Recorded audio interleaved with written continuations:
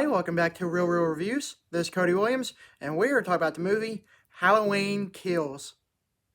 It is a direct continuation of the sequel from a few years ago that connects to the original film that retcons any of the other prior sequels. Are you good and confused? Great! Moving on! Who are we kidding when we don't think that the prior Halloween sequels were straight up trash, with the exception of Halloween 2, because that one was actually pretty good. I never have cared too much for Halloween 4, 5, 6, and Resurrection, even though I will admit that I sort of like Halloween H2O. Don't worry, these new sequels have no connection to those films. The only films that do matter to catch you up to this point is the original 1978 film, and last but not least, 2018's Halloween. The movie story follows Michael Myers as he is caught in a fiery prison in Laurie Strode's burning house. When firemen arrive on the scene, Michael escapes and an injured Laurie Strode leads a vigilante mob to hunt down the unstoppable killer to end his reign of terror once and for all. Okay, let me start off by saying that most slasher flicks don't bother me because I've seen so many and I've completely desensitized myself. This movie, however, it left me rattled. I'm not gonna lie. Even though I was waiting for the crowd to leave after the movie was over, I still had to compose myself for a good couple minutes. I don't know how else to say this, but this was one of the most intense, visceral entries in the Halloween saga. The kills are at their most brutal, and Michael Myers himself feels more formidable and menacing than ever.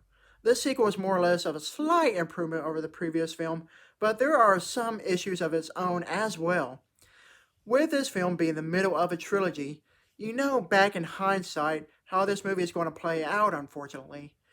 It's a good solid sequel, I'll give the movie that, but there are a few things that don't sit too well with me. As far as the unstoppable Michael Myers goes, he's at his scariest in this film. The whole movie is an entire bloodbath with some of the most grotesque kills I've ever seen in a Halloween movie to date. As such, the title of the movie is appropriate because Michael Myers kills so many people in this movie, it's ridiculous. What I really enjoyed the most out of this movie were the flashback scenes to the original 1978 film that interweaves beautifully with unused archive footage from the original movie to show off a wonderful surprise character. Won't say who because it'll ruin the surprise. Either way, the flashback scenes were quite the most delectable treat a Halloween fan could ever ask for. It was meticulous how it was done. You just have to see it.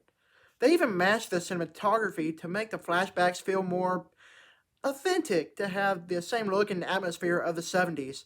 That aspect alone was an amazing feat of its own. Of course, Jamie Lee Curtis comes back, but at a cost. In this sequel, she is not entirely focused on as much as I was hoping for, and unfortunately her character is sidelined for a good chunk of the movie.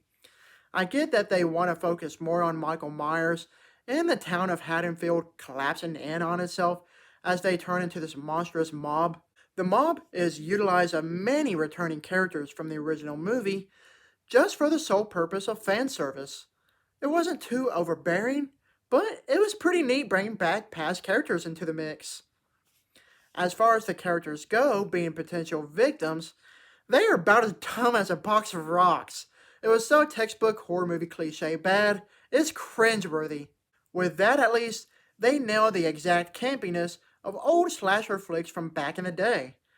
Being a slasher flick itself, I was left satisfied.